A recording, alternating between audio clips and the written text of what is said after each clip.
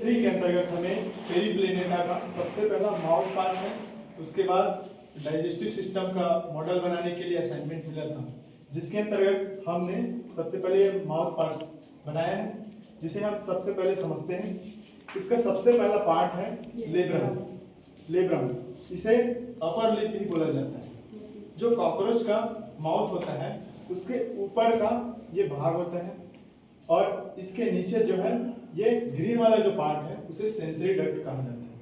इसके माध्यम से जो कॉकरोच होता है वह खाने का अपने भोजन को स्पर्श करता है, अनुभव करता है उसके माध्यम से। एंड इसका सेकेंड पार्ट है मैंडिबल। मैंडिबल यह कॉकरोच के मुंह का सबसे कठोर भाग होता है। ये दोनों मैंडिबल कॉकरोच के माउथ का सबसे कठोर भाग होता है, और इसके जो ये उभरे हुए दांत होते हैं, इसके मदद से यह भोजन को कुतर के खाता है। यह काइटिन प्लेट का बना होता है। और नेक्स्ट पार्ट है इसका फर्स्ट मैक्सिला। मैक्सिला है यह पार्ट जो है कॉकरोच जो है फूड को तब तक पकड़ के रखता है जब तक मैंडिबल्स उस फूड को काट करके कुतर करके अंदर खा नहीं लेता तब तक। उसके बाद नेक्स्ट पार्ट है लेबियम। यह कॉकरोच का निचला भाग होता है, इसे लोअर लिप भी कहा जाता है। यह जो है उस फूड को, उस भोजन को कुतर के खाकर अंदर निगलने का कार्य करता है। एंड हाइपोफेरिंक्स, इसको मैं आप लोगों को थोड़ा बाद में बताऊंगा। हाइपोफेरिंक्स। तो सबसे पहले हम कॉकरोच का डाइजेस्टिव सिस्टम के बारे में समझते हैं। सबसे पहला पार्ट है इसका माउथ। माउथ यह इसके माध्यम से कॉकरोच जो है भोजन को ग्रहण करता है। उसके बाद नेक्स्ट पार्ट है सैलिवरी ग्लैंड। सैलिवरी ग्लैंड जो है इसके माउथ के अगल बगल, जैसे कि आप लोग देख रहे हैं, सैलिवरी ग्लैंड है और ये सैलिवरी रिजर्वायर है। सैलिवरी ग्लैंड क्या कार्य करता है? यह जो सलाइवा का सिक्रीशन करता है। फूड में, भोजन में सलाइवा का सिक्रीशन करता है ताकि भोजन चिपचिपा हो और निगलने में आसानी हो। और साथ ही इसमें इस सैलिवरी ग्लैंड में जो है भोजन को पचाने के लिए आवश्यक एंजाइम्स है, जैसे एमाइलेज का सिक्रीशन करता है। और ये सैलिवरी रिजर्वायर है। यहाँ पर जो सलाइवा स्टोरेज होता है, यहाँ उसका स्टोरेज होता है। और ये दोनों जो है एक डक्ट के माध्यम से, जिसे सैलिवरी डक्ट कहा जाता है, उनका वो डक्ट जो है ये है इसका निचले वाला पार्ट। इसको जो है ये पेरिप्लेनेटा का माउथ पार्ट्स का एक हिस्सा है, जिसे हाइपोफेरिंक्स कहा जाता है।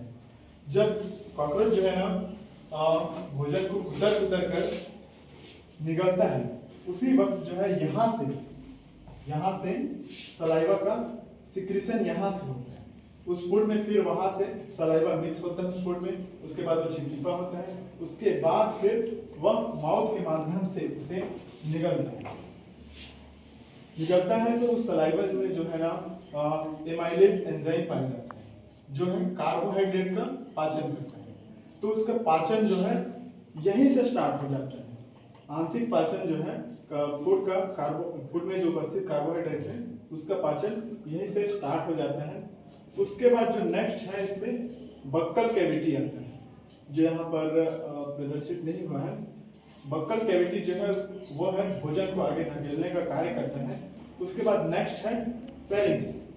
यह जो है बड़ी नलिका के समान मुख के ऊपर से होते हुए नीचे टेंटोरियम से गुजरते हुए एक नलिका के रूप में आगे जाता है, जो आगे जाकर ओइसोफागस में खुलता है। यह भी एक नलिका के समान होती है फेरिंक्स, और इसका कार्य जो है सिर्फ भोजन को आगे ले जाकर ओइसोफागस तक छोड़ने का कार्य करता है। उसके बाद नेक्स्ट है ओइसोफागस। इसोफागस यह भी जो है भोजन को आगे धकेलने का कार्य करता है। यह जो है इसका संरचना जो है नलिका के समान होती है, जो आगे जाकर फूल जाती है, फूल जाती है, जिसे क्रॉप कहते हैं। क्रॉप जो है एक नाशपाती के आकार की थैलीनुमा सदृश संरचना होती है। संरचना होती है जहां भोजन का आंशिक या टेम्परेरी स्टोरेज होता है, एक प्रकार से बोले हम उसको टेम्परेरी, यानी कुछ समय के लिए वहां पर भोजन का स्टोरेज होता है। स्टोरेज होने के बाद यह जो है इतने माउथ से लेकर के क्रॉप और गिजार तक के पार्ट को हम फोरगट कहते हैं। इसको पहले बताना था मेरे को।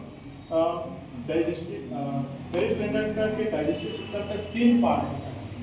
सबसे पहला होता है फोरगट, जिसे स्टोमोडियम भी कहा जाता है, जो माउथ से लेकर के गिजार तक होता है, जो भ्रूणीय एक्टोडर्म से विकसित होता है। एंड नेक्स्ट है जो है हिपेटिक सीसी से लेकर के यहाँ तक का जो पार्ट है वो मिडगट कहलाता है, जिसे मिसेंट्रॉन कहते हैं, और यह भ्रूणीय एंडोडर्म से विकसित होता है। उसके बाद जो नेक्स्ट पार्ट है मेल्पिगियन ट्यूब्यूल्स से लेकर के एनस तक का जो पार्ट है उसे हिपेटिक सीसी, और ये मेल्पिगियन ट्यूब्यूल्स से लेकर के एनस तक का जो पार्ट है उसे हिंडगट कहा जाता है। हिंडगट यानी कि प्रोक्टोडियम। यह जो इसमें जो मिडगट है वो भ्रूणीय एंडोडर्म से विकसित होता है, और यह ग्लैंडुलर एपिथेलियम सेल से बना होता है। एंड नेक्स्ट है ये जो पार्ट है